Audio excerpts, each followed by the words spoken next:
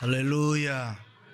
유대인들은 메시아를 대망하면서 살았기 때문에 환난과 핍박이 있어도 행복하게 살았습니다. 그리고 그들은 늘 경건하게 믿음으로 살았습니다. 지금은 예수 그리스도의 오심을 준비하는 대강절, 대림절이라고 합니다. 이 대강절, 대림절이란 예수 그리스도의 오심을 기다리며 준비하는 절기를 말합니다. 그러므로 모든 성도들은 이미 2000년 전에 초림으로 오신 예수 그리스도를 다시 한번 우리 마음속에 영접하면서 장차 이 재림하실 예수 그리스도를 대망하면서 준비해야 합니다. 이 기간 동안 모든 성도들은 기도하는 마음으로 자기 자신을 깊이 성찰해 보면서 잘못된 모습을 회개해야 합니다. 성령 충만해서 예수 그리스도는 나의 구세주 되심으로 다시 한번 확인해 봐야 합니다. 기쁨과 즐거움으로 교회에 오르시고 믿음으로 경건한 생활을 하기 위해서 힘써야 합니다. 그렇습니다. 성탄절이 다가오는데 여러분은 예수님을 만날 준비를 하고 있습니까? 우리는 소망을 가지고 예수님을 기다리며 준비해야 합니다. 왜 그렇습니까? 우리가 믿는 예수님 안에 모든 것이 다 있습니다. 누구든지 예수님을 믿으면 구원을 받고 제사함을 받습니다. 하나님의 자녀가 됩니다. 성령의 사람이 됩니다. 성령의 능력을 얻게 되는 것입니다. 그렇습니다. 우리가 이 땅에서 승리의 삶을 살다가 천국에서 영생할 수 있다는 것이 구원입니다. 일찍이 예수님은 이 땅에 오셔서 소경의 눈을 밝게 해주었습니다. 기머거리의 길을 열어주었습니다. 벙어리를 말하게 해주고 안전뱅이를 일으켰습니다. 각양각색의 병자들을 다 고쳐주셨습니다. 배고픈 사람 배부르게 해주고 가난한 사람 부하게 해주시고 불쌍한 사람을 행복하게 했습니다. 광야에서 물이 솟아나게 하고 사막에 시내가 흐르게 했습니다. 세상의 그 어떤 어려운 문제도 예수님은 다 해결해 주셨습니다. 할렐루야. 우리가 가지고 있는 여러 가지 염려, 근심, 걱정, 어렵고 힘든 아픔과 슬픔의 문제, 힘들고 어려운 일들을 예수님이 다 해결해 주셨습니다. 왜냐하면 예수님에게는 구원의 능력이 있습니다. 치유의 능력이 있습니다. 회복의 능력이 있고 소망과 기쁨과 평안의 능력이 예수님에게 있기 때문입니다. 할렐루야. 그런데 여러분은 예수님이 이 땅에 태어나실 때 가장 영광스러웠던 사람은 지구상에 누구일까? 예수님의 어머니 메리, 마리아입니다. 마리아는 갈릴리 해변 나사렛이라는 조그마한 동네의 무명 시골 처녀입니다. 학벌도 별로 없고 가정 배경도 그저 그런 보통 사람입니다. 그런데 하루는 천사 가브리엘이 마리아에게 찾아와서 은혜를 입은 자여 평안할지어다. 내가 하나님으로부터 은총을 입어서 하나님의 아들을 잉태하게 될 것이라. 다시 말해 수태를 통과한 것입니다. 이것은 굉장한 은혜고 영광입니다. 여자의 특권이 여러분 뭐라고 생각합니까? 그것은 잉태하는 은혜입니다. 그것은 신비 중에 신비인 것입니다. 그렇지 않습니까? 사람 속에서 사람이 만들어지다니요. 이것보다가 신비스러운 일이 세상에 어디에 있습니까? 남자들이 큰 소리는 치지만 하나님께서 아이 낳는 재주는 여자들에게만 주었습니다. 그만큼 여자들은 하나님께 은혜 받은 사람입니다. 여자들이 아멘 해야지 남자가 아멘 하면 어떻게? 드디어 마리아가 하나님의 아들을 잉태한 것입니다. 그것도 생리적인 관계에서 잉태한 것이 아니고 성령으로 잉태했다. 천사가 계속해서 말합니다. 그 아이가 태어나면 그가 큰 자가 되고 지극히 높으신 의 아들이라 영원히 야곱의 집을 왕으로 다스릴 것이며 그 나라가 무궁하리라. 얼마나 기가 막힌 말씀입니까?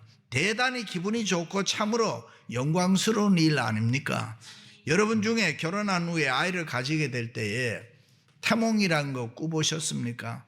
어떤 분은 남자가 대신 태몽을 꿨다 이러는데 저는 그런 거 잘 모릅니다. 좌우간 그때 돼지 꿈을 꾸면은 길몽이라고 하고 용 꿈을 꾸면은 더 좋아합니다. 그런데 지금 마리아는 그런 꿈과는 비교가 안 되는 그런 꿈을 꾸었습니다. 그것도 천사가 직접 찾아와서 장차 내가 낳을 아이는 큰 자가 될 뿐만 아니라 왕노릇 할 것이고 그 나라는 영원 무궁하리라. 할렐루야. 그리고 실제로 예수님이 세상에 태어났을 때 하늘의 천군 천사들이 하늘에는 영광이요 땅에는 평화라고 힘차게 찬송을 했습니다. 조금 후에는 동방박사들이 황금과 유황과 모략을 가지고 선물로 왔습니다.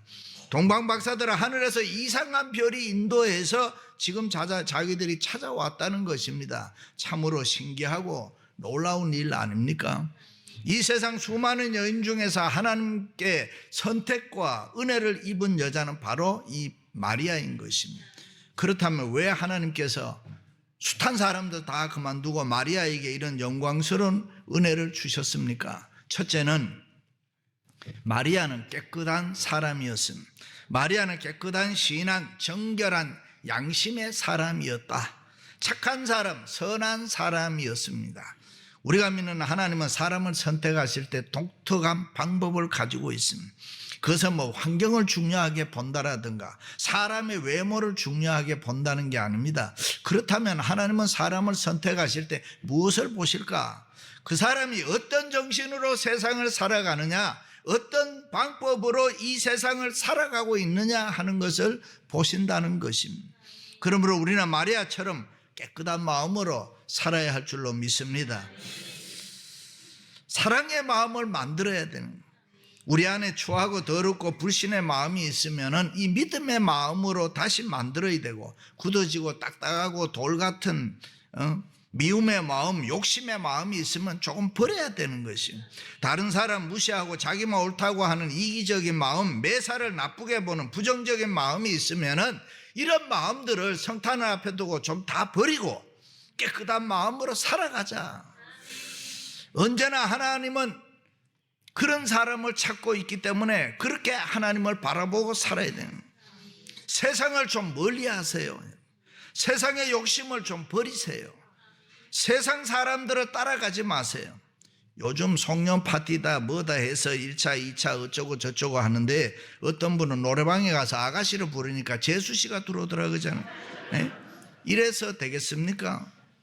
예수 믿는 우리들은 집에서 놀아요. 하나님이 허락하신 집은 교회와 가정밖에 없습니다. 그러므로 우리는 성도답게 예수 잘 믿고 그리스도인답게 자신을 다시 한번 깨끗하게 새롭게 하세요. 말씀 따라 순종하세요. 아하, 내가 믿음으로 살아야지. 마리아처럼 깨끗하고 의롭고 경건하게 살아감으로 주님의 눈에 발견되시기를 바랍니다. 할렐루야. 그 당시 유대나라 수도는 예루살렘이었습니다. 그곳에는 수많은 부자 귀인 네노라 하는 명문 가문의 교수들이 많이 있었습니다. 학식과 인품을 겸비하고 종교적인 율법 생활에 훈련되고 익숙해진 이 가문의 딸들이 많이 있었습니다. 그런데도 하나님은 그들을 다 제쳐놓으시고 조그마한 시골에 살고 있는 무명의 처녀, 마음이 깨끗한 마리아를 선택한 것입니다. 바로 이 방법이 하나님이 사람을 선택하는 방법입니다. 다시 말해 하나님은 한 인간이 세상을 살아갈 때에 아무리 어렵고 힘든 그늘진 곳에서 산다고 하더라도 그 환경이 중요한 것이 아니라 어떤 정신과 어떤 생각을 가지고 어떻게 이 세상을 살아가느냐 하는 점을 항상 보고 계신다는 거예요. 믿으시면 아멘. 그래서 역사적으로 보면은 하나님의 일을 하는데 유명하고 높은 신분의 사람들보다는 한결같이 농부 아니면 목동 거의가 다 비천한 직업에서 일하는 사람이 많았습니다. 선지자들이 그랬습니다. 왕들이 그랬습니다. 예수님의 12제자가 그렇습니다. 출신이나 직업이 뭐 이렇다 할 사람이 별로 없었습니다. 거의 동서고금을 막론하고 그 사회의 맥을 이어가는 사람은 그 사회의 정신적 지주는 일반 대중 평범한 사람 가운데서 나왔습니다. 그렇습니다. 세상에서 강하고 힘 있는 사람이 여러분은 누구라고 생각합니까? 공부 많이 한 사람입니까? 재물 좀 많이 가지고 있는 사람입니까? 아니면 명예나 권력 가진 사람입니까? 아닙니다. 세상에서 강하고 힘 있는 사람은 예수 생명으로 거듭나고 깨끗한 양심으로 사는 사람, 믿음을 가지고 의롭고 경건하게 살아가는 사람입니다. 할렐루야. 맑고 투명한 마음으로 성령 충만하게 살아가는 사람은 이 세상에 거리낄 게 없습니다. 두려울 것도 없습니다. 눈치 볼 것도 없습니다. 그저 하나님 바라보면서 믿음의 대장부답게 떳떳하게 살아가는 것입니다. 일찍이 예수님의 초림을 예비했던 세례 요한도 너희는 회개에 합당한 열매를 맺으라, 회개하고 깨끗한 마음으로 주님 맞으라, 그런 말입니다. 할렐루야. 안소니 퀸이 주연한 바라바라는 영화에 보면 예수 믿는 문제가 나오지요. 처음에 언제나 믿는다고 합니다. 그러나 환란이 있고 핍박이 있으면은 믿지 않는다고 합니다. 과거의 우리나라의 신사참배와 비슷한 이야기입니다. 지금 내가 믿는다고 하면 개죽음 당할 것이니까 지금은 일단 안 믿는다고 하고 살아나고 그 다음 나중에 잘 믿으면 되지, 그렇게 합니다. 이렇게 생각하는 사람, 자기 마음대로 믿음 생활하는 사람들이 오늘날 또 많이 있습니다. 그것이 뭐 어린아이 신앙, 초신자의 신앙이라면 몰라도 성숙한 그리스도인의 모습으로 보면 아주 부끄러운 일입니다. 그러므로 이제는 우리는 달라져야 됩니다. 세상적인 잘못된 마음이 있으면 철저하게 회개하고 마음을 마리아의 마음처럼 청결하게 하고 깨끗하게 해야 되는 거예요. 우리 마음에 있는 원망과 불평, 시기, 질투, 추하고 더러운 마음 다 버리고 좀 순수하고 깨끗한 마음을 받아들이자. 하나님 기뻐하지 않은 나쁜 마음, 못된 마음, 그런 거 십자가의 보혈로 씻고 씻어버리자. 그래야 깨끗한 마음이 됩니다. 할렐루야. 1941년도 12월에 일본이 진주만에 폭격을 가하면서 미국에 전쟁을 선포했습니다. 이때 일본 도쿄에서 시민들이 많이 모여 있는데 어떤 사람이 이런 연설을 했습니다. 미국은 우리보다 땅도 넓고 인구도 많습니다. 그러나 우리는 두렵지 않습니다. 미국은 돈이 많고 무기가 많고 군함도 많이 있지만은 우리는 그것도 무섭지 않습니다. 그런 것들은 우리의 야마도 다마시 정신이 다 이겨나가게 할 것입니다. 그러나 미국에 꼭 한 가지 우리가 당해낼 수 없는 무서운 것이 있습니다. 그것이 뭐냐 하면은 그 당시 800만 명이라는 되는 청교도들, 때묻지 않는 신앙 정신이 무서운 것입니다. 할렐루야. 그렇습니다. 세상에 강한 사람은 깨끗한 사람입니다. 때묻지 않는 신앙이 있는 사람, 경건한 믿음의 사람이 강한 사람입니다. 마리아가 그 당시 수많은 여인들 중에서 선택받고 은혜 받은 기준은 다른 것이 아니라 그 바로 깨끗한 정신과 신앙, 밝은 마음과 청결한 영적 생활을 보고 하나님이 선택해 주신 것입니다. 사랑하는 성도 여러분, 마리아처럼 깨끗한 마음, 경건한 마음으로 살아가시기를 주님의 이름으로 축원합니다. 두 번째는 마리아는 힘든 고통을 참으면서 살았습니다. 사실 마리아는 이 세상에서 가장 영광된 은혜를 입은 여자였습니다. 그런데 다른 한편으로는 아픔과 고통도 많았습니다. 여러 가지 오해를 받아야 되죠. 의심을 받아야 되죠. 힘들고 어려운 수모를 많이 겪어야 했습니다. 생각해 보세요. 결혼할 날을 기다리고 있는 처녀가 아이를 배웠다는 것은 설명이 필요 없습니다. 약혼자로부터 오해를 받아야 되고 주위 사람들로부터 비난을 받아야 되고 그것은 어떤 말로도 설명과 이해와 해명이 안 되는 것입니다. 그렇습니다. 우리가 세상을 살아가다 보면은 가장 힘든 고통은 사랑하는 사람으로부터, 믿을 만한 사람으로부터 받는 오해입니다. 약혼자 요셉으로부터 받는 이 오해와 더불어서 가까운 식구들의 수군거림이라는 게 얼마나 많았겠습니까? 우리도 가끔 남편으로부터, 친구로부터, 이웃 사람들로부터 의심과 오해를 받을 때에 힘들잖아요. 고통스럽잖아요. 그래서 어떤 사람은 스스로 죽어버린다니까요. 마리아의 마음이 그런 마음 아니겠습니까? 여러분들 중에서 시골에 사신 분들은 잘 아시겠습니다. 시골은 도시 같지 않습니다. 물론 뭐 지금은 인터넷 시대라서 차이가 좀 있겠습니다만은 시골은 비밀이 없습니다. 시골 우물가는 뉴스센터입니다. 밤새 뉴스가 다 전해지는 곳이 아침 우물가에서 전해집니다. 누가 죽었다, 누가 살았다, 누가 뭐 어디 갔다, 아이를 낳았다. 온 동네에 금방 다 퍼지는 것입니다. 얌전한 줄 알았는데 애를 배웠대. 그럴 줄 몰랐어. 이 이야기보다 더 재미나는 이야기가 뭐가 있겠습니까? 그러니 얼마나 신났겠습니까? 그러나 마리아에게는 수모요, 아픔이요, 힘든 고통이었습니다. 그렇다고 일일이 찾아다니면서 변명할 수도 없고, 마리아는 밤마다 하나님 앞에서 애통과 고통의 기도를 드릴 수밖에 없고 눈물을 흘릴 수밖에 없었습니다. 그렇습니다. 즐거운 성탄절이 있기까지 한 여인 마리아는 하나님의 거룩한 뜻을 이루기 위하여 아픔과 힘든 고통을 겪어야 했습니다. 힘든 나날을 보내야 했습니다. 하나님의 아들을 잉태하는 영광도 얻었지만은 그 반면에 견디기 어려운 힘든 고통도 참아야 했습니다. 그러므로 우리 믿는 그리스도인들은 함부로 오해하면 안 되는 것입니다. 그것은 엄청난 죄가 될 수가 있고, 잘못된 오해는 상대방에게 많은 상처를 주고 고통을 줄 수가 있습니다. 예수 믿는 우리는 상대방에게 고통 주는 것이 아니라 늘 사랑을 줘야 되는 것이고 평안을 줘야 되는 것이고, 옆에 사람 웃게 하기 위해서 때로는 나는 울어야 하는 그런 고통도 잘 참아야 합니다. 할렐루야. 어떤 남편이 사고로 얼굴이 다 망가져 버렸습니다. 그리고 난 뒤에 사람들을 만나 주지 않는 거예요. 어느 날 부인이 성형외과를 찾아가서 상담을 하는데 남편의 얼굴을 잘 수술해서 고쳐달라는 게 아니라 자기 얼굴을 남편 얼굴같이 일그러지게 만들어 달라고 했습니다. 남편과 함께 대하고 싶고 남편 속에 들어가고 싶다고. 그게 사랑인 것입니다. 우리가 사랑해야 할 이유라는 시에 보면 이런 이야기가 나옵니다. 우리가 사랑해야 할 이유가 있다면 곧 떠나기 때문입니다. 우리가 손을 펴야 할 이유가 있다면 내 것이 아니기 때문입니다. 우리가 화목하고 용서해야 할 이유가 있다면 다시 못 만날 수 있기 때문입니다. 언젠가는 주머니 없는 수의를 웨딩드레스처럼 입고 하늘나라 신랑 되신 예수님을 만나기 위해 나그네 같은 이 땅의 여정을 끝내고 겸손히 주님 앞에 설 때가 있기 때문입니다. 그렇습니다. 신앙의 축복 가운데는 좋은 면도 참 많습니다. 그런가 하면은 수고와 아픔과 고통의 힘든 면도 있습니다.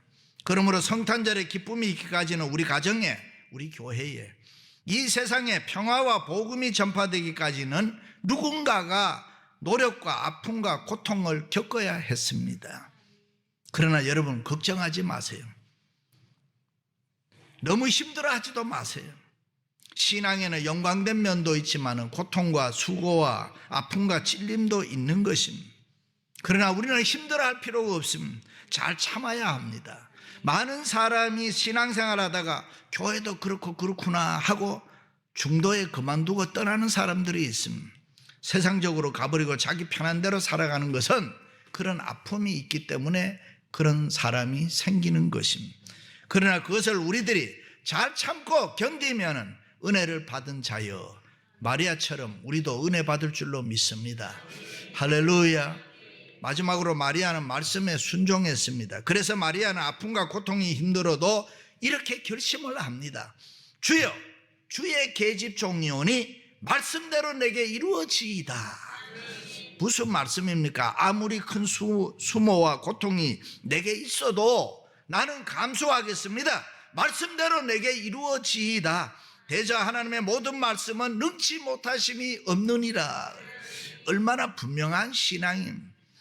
오늘 또 세상살이의 여러 가지 어려움과 아픔과 힘든 고통의 십자가를 지고 가는 사람들이 우리 주위에는 많이 있습니다.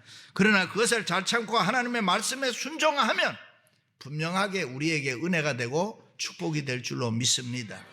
그렇습니다. 십자가의 힘든 고통을 순종했을 때에 구원의 영광이 찾아왔습니다. 마리아가 힘든 고통을 순종했을 때에 예수님의 탄생이 찾아왔습니다. 그러므로 우리가 지금 여러 가지 당하는 아픔과 고통 때문에 하나님의 말씀에 우리가 순종할 수 있다면 더 큰 은혜와 더 큰 축복이 우리를 찾아올 줄로 믿습니다. 할렐루야. 그렇습니다. 마리아의 신앙은 아픔과 고통이 있었지만은 하나님의 말씀을 믿는 순종의 믿음이었습니다. 여러분은 어디에 꿈을 두고 살아갑니까? 지난날 돌이켜보면 하나님 앞에 부끄럽고 잘못한 것이 많이 있습니다. 누구나 다 그렇게 느낄 겁니다. 받은 은혜는 많은데 거기에 합당한 삶을 살지를 못했습니다. 하나님의 사랑을 많이 받았는데 나는 하나님보다가 세상을 더 사랑했습니다. 교회 일보다가 세상 일을 더 열심히 많이 했습니다. 하나님 말씀대로 순종하며 살아야 되는데 내 생각대로 내 마음대로 세상 살았습니다. 성령의 인도가 아니라 내 마음의 인도대로 살았습니다. 그렇다면 성탄을 기다리며 다시 한번 우리는 통렬하게 회개를 해야 합니다.